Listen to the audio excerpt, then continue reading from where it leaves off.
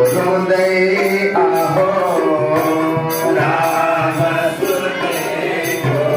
हृदय आहो भन्छन् कैकेयीले गर्दा भन्छन् कैकेयीले गर्दा त्यस्तो मैले देख्नु पर्यो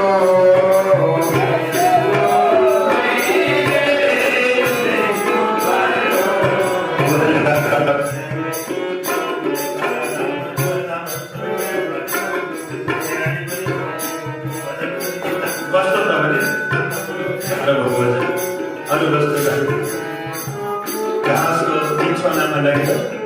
जब राजा रमाउनुभयो दुःखको छाती तोडियो किन त भने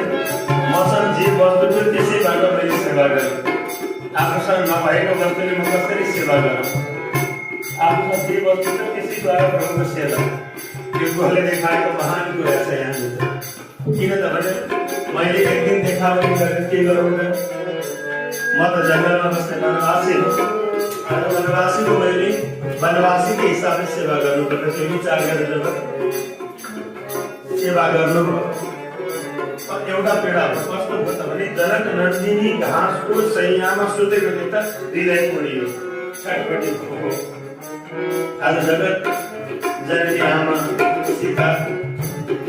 जसको यो अवस्था जनक महाराजको छोरी चक्रवर्ती सम्राटको बुहारी रामकी यो अवस्था किन राम र लक्ष्मण त वनवास अर्थात् गुरुको साथमा रहँदा जङ्गलमा बसेको व्यक्ति